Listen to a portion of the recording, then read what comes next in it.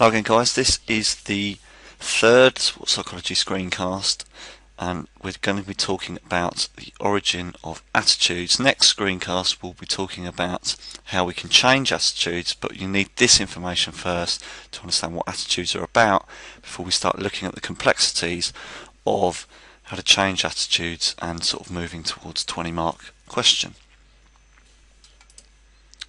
Okay. So we need a definition of attitude.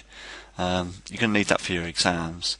So essentially it's what it is there. It's a mode of behaviour that's thought to be the typical response of an individual.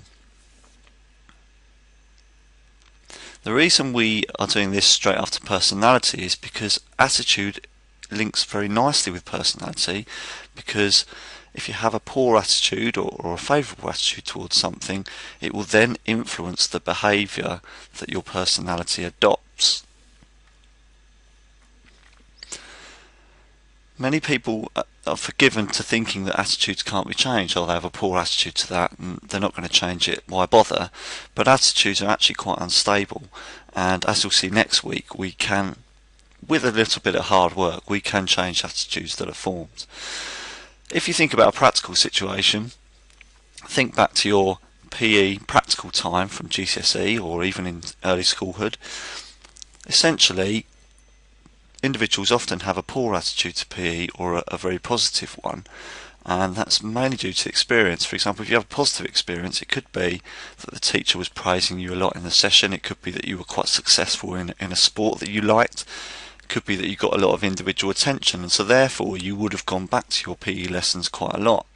However, the dropout rate as of sort of 14 to 16 with regards to attitudes is quite high, especially in girls. And a lot of that is to do with having a negative attitude towards PE. They might have felt that they lacked attention within a class. They might have felt that they didn't enjoy the sports that were being produced, and so therefore they end up spending more time with their peers, bunking lessons, etc., having formed this poor attitude.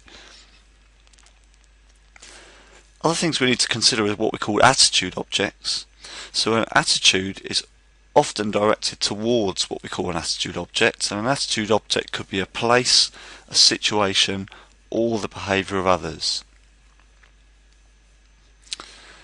Other key term is prejudice, and prejudice is a predetermined view or opinion which may be biased.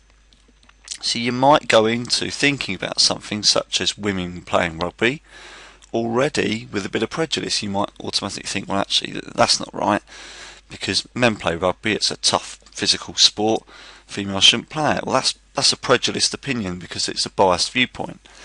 I haven't actually seen women play rugby, but I'm basing my viewpoint on my thoughts of men playing rugby. Similarly, you could think about swimming. Unfortunately, there are not a lot of Afro-Caribbean swimmers that are world class, and so therefore many people have a prejudiced opinion that Afro-Caribbeans cannot swim or are very weak swimmers. The problem is that this situation just hasn't been successful in the past, and so therefore that prejudice appears. Well, how do we form these attitudes? Well, attitudes are formed by a process called socialisation, and they are further enhanced by this. And what we mean is that when we interact with others, this can modify your own personality as well as your behaviour and attitudes. So when we are around our peers, our socialisation process is helping form not just our personality type with social learning theory, but also our attitudes towards something. So if lots of our friends don't like sport and we hang around with them a lot, you may form an attitude not to get involved with sport. Similarly, your parents, if your parents are very keen on sport, you might form a positive attitude to sport with regards to that. Role models are really important. Michael Jordan, seen there, was a fantastic role model for basketball in the mid to late 80s, and also for the black ethnic community in America, and transformed basketball into more of an Afro-Caribbean sport from very much a white-dominated sport. Role models in the media, such as Lady Gaga and Beyonce.